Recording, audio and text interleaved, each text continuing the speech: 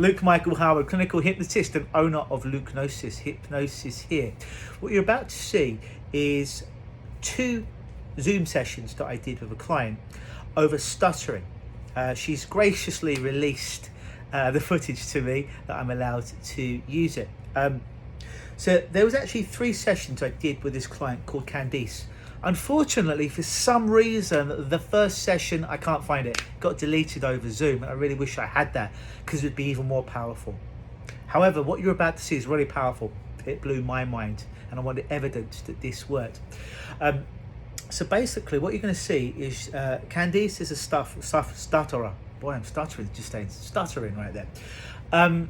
She's been stuttering most of her life. She came to me in her late 20s. As a young girl, she'd gone through speech therapy, many forms of therapy, and nothing worked. She'd stuttered her whole life to such a point that it just made her very uncomfortable in certain situations in her life. And she basically came to me as a last resort.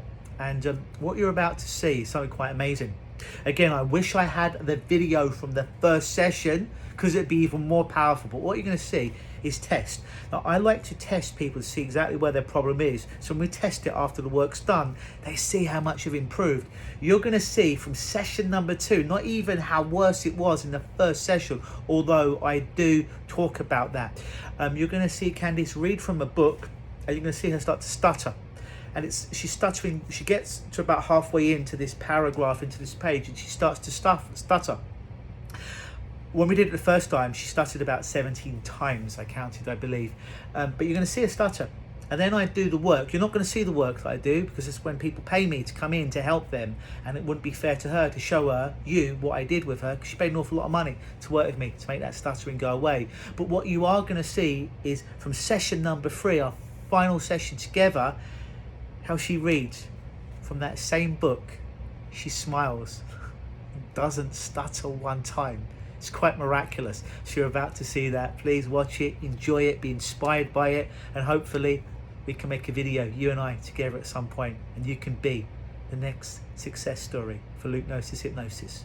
Always believe. So do you remember last week I asked you to read a paragraph, a page from your Truman Capote book? Yeah. Do you have that to hand? Excellent. Do you remember what page you were reading? There's 9.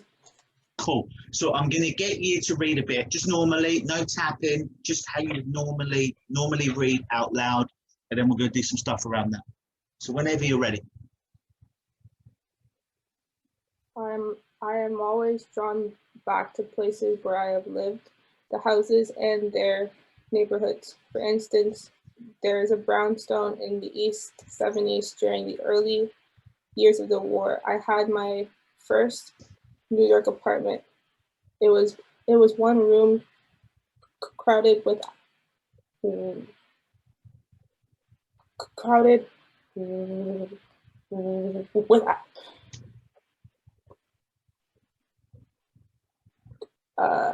it was one room crowded with attic furniture, a sofa, fat chairs upholstered in that itchy, particular red velvet that one associates with hot days on the train.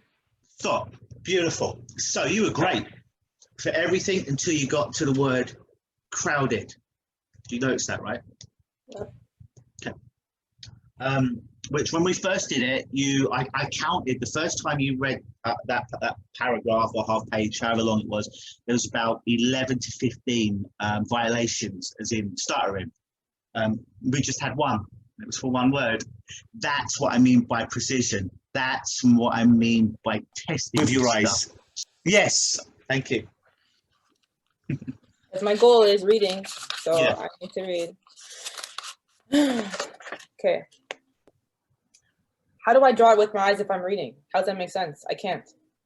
I have to tap. Tap, yeah, beautiful. Now, obviously, when you're reading on your own, it doesn't matter because you probably won't stutter anyways. It's just when you're with other people. But yeah, great question. Tap it.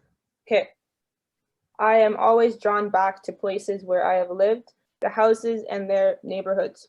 For instance, there is a brownstone in the East 70s where, during the early years of the war, I had my first New York apartment. It was one room crowded with attic furniture, a sofa, and fat chairs upholstered with that itchy particular red velvet that one associates with hot days on the train. The walls were stucco and the color of tobacco spit. I did an extra sentence. How did that feel? Good. Do you remember when you first read that, the first session, the first week, I counted about 14 violations, as in stutters. Yes. I counted 0 then.